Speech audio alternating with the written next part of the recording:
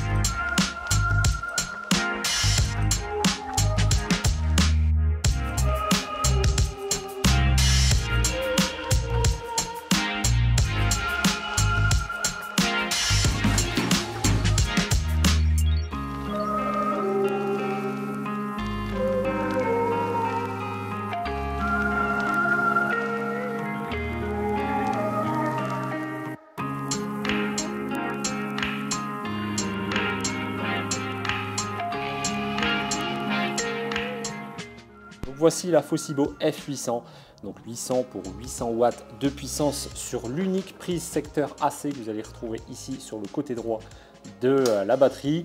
On est sur une technologie quand même LFP, vous voyez c'est assez contenu mine de rien. Par contre en termes de stockage on va être limité à environ 500 Wh.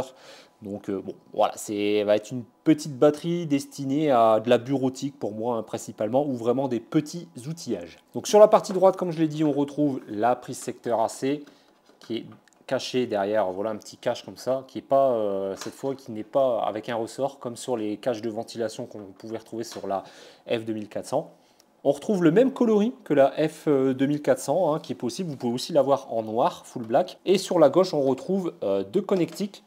On va retrouver un port XT60 qui va permettre la recharge solaire jusqu'à 200 watts d'entrée maximum, entre 11,5 et 50 volts.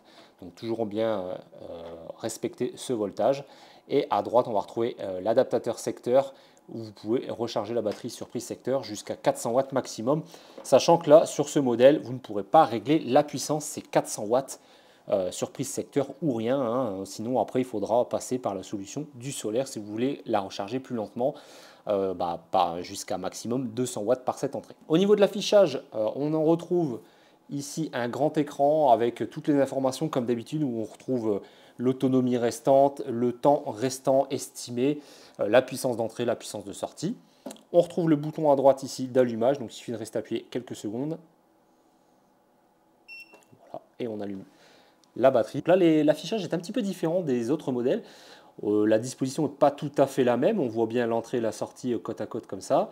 Le pourcentage restant en plus petit avec l'autonomie estimée restant. Je vais vous zoomer pour que vous voyez un petit peu mieux. Voilà, donc ici par exemple 97%. Une petite jauge physique, voilà. On va retrouver des ports USB en dessous.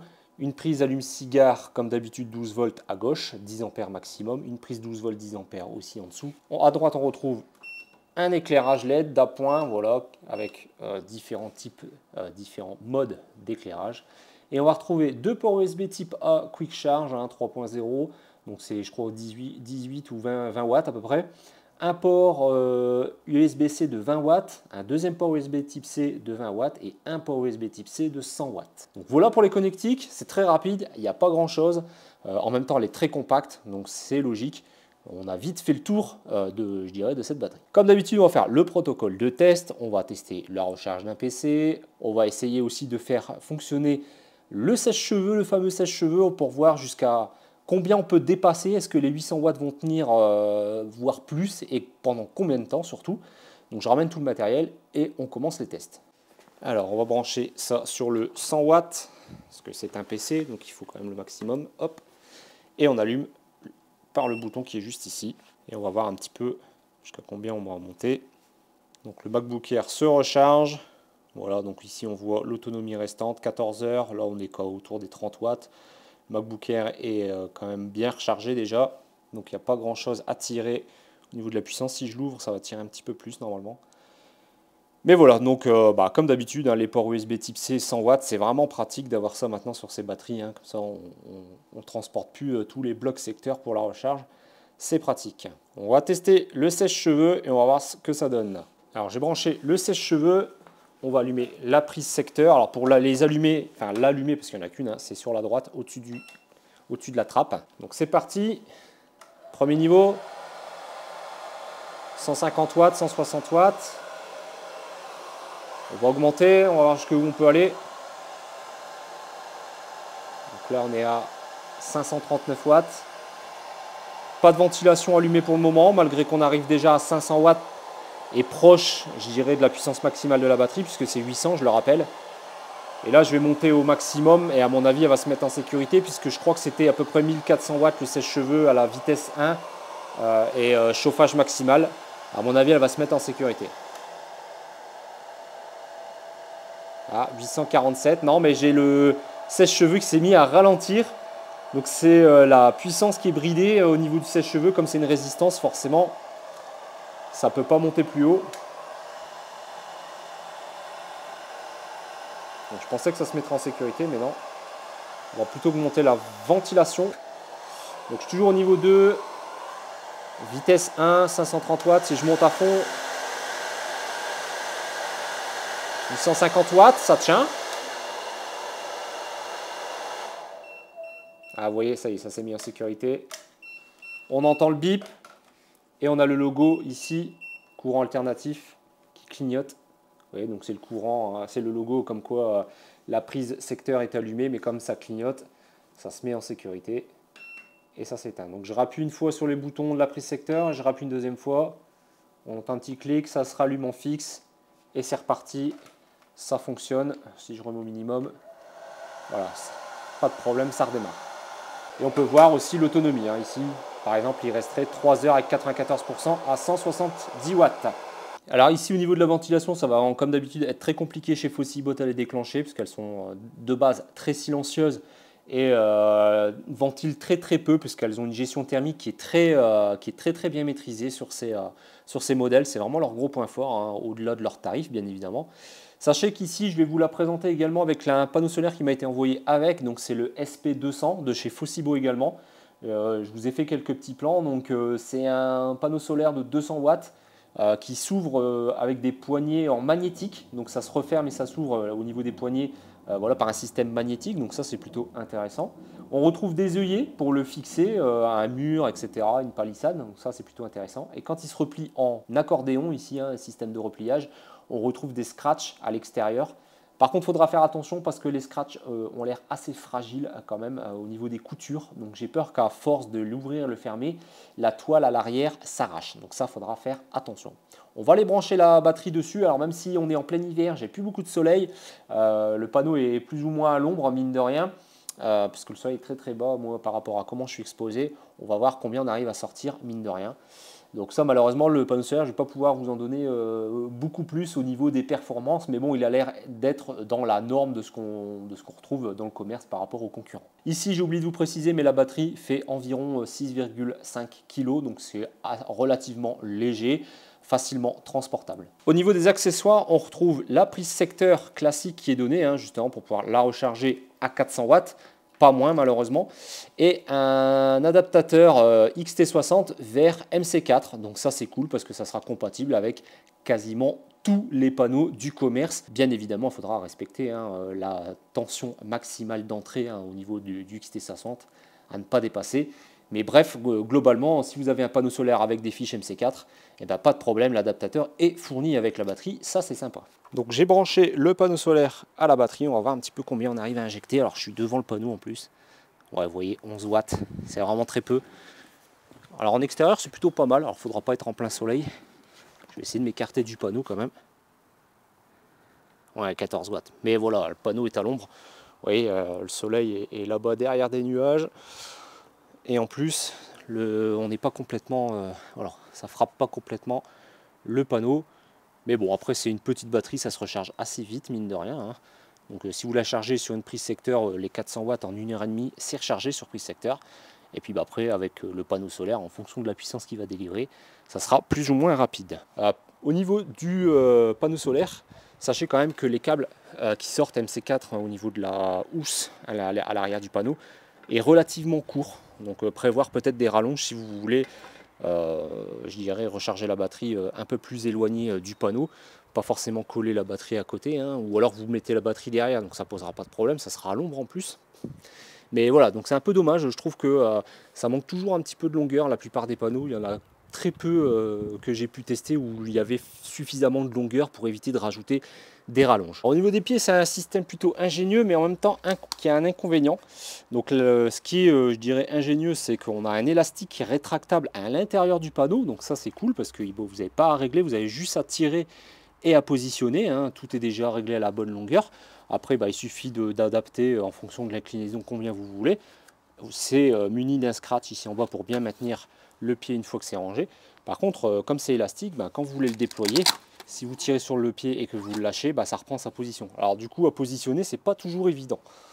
Mais sinon, globalement, ça fonctionne très bien. Voilà, donc c'est tout pour cette vidéo. Donc malheureusement, j'ai pas pu déclencher encore une fois la ventilation, hein, sur les Fauxibo. C'est vraiment très compliqué à chaque fois.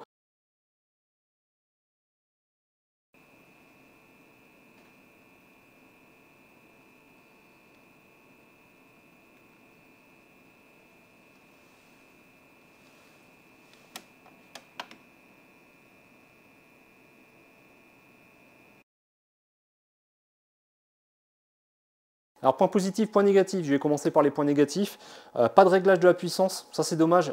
Fauxibo avait l'habitude de le mettre avec vous savez, la petite molette en façade qui permet de par palier de recharger, voilà, de brider la puissance pour ne pas la recharger trop fort ou au contraire augmenter la puissance si on a beaucoup de surplus solaire, par exemple si on la recharge en surplus solaire ou alors même sur une prise secteur.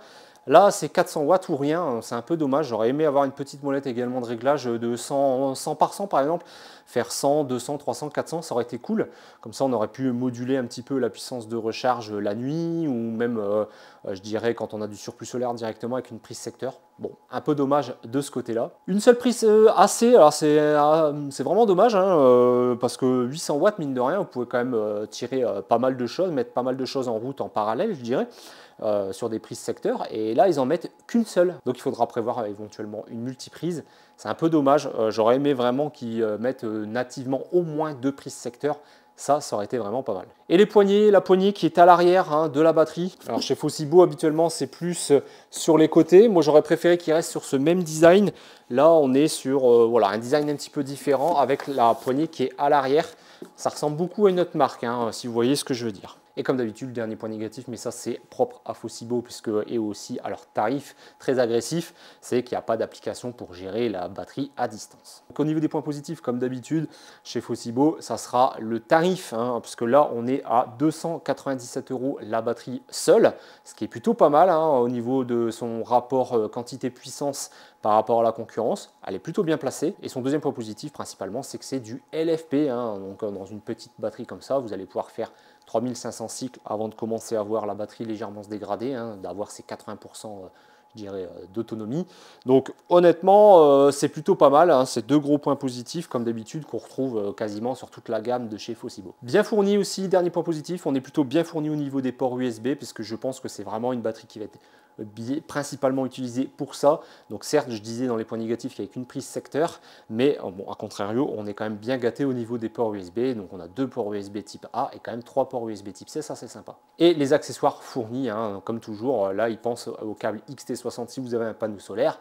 Voilà, c'est pas un câble qu'il faudra racheter en plus ou à espérer l'avoir dans le panneau solaire que vous achèterez en parallèle. Au niveau du tarif, je disais, on était à 297 € la batterie seule. Et si vous prenez le combo avec le SP200 que je vous ai présenté également, hein, de 200 watts, on est autour des 540 € à l'heure actuelle où je tourne la vidéo, bien évidemment.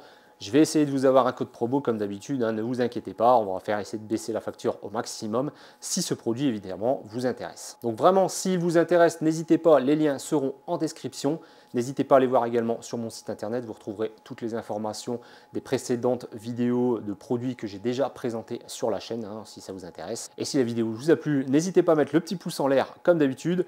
J'ai peut-être oublié de vous souhaiter une bonne fête de fin d'année et un joyeux Noël, parce que voilà, les vidéos je les avais tournées à l'avance, donc j'ai pas forcément eu le temps ou eu l'idée de vous, de vous souhaiter mes meilleurs vœux pour l'année 2024. Voilà, je me rattrape dans cette vidéo et donc je vous dis à très bientôt pour une prochaine vidéo. Salut tout le monde.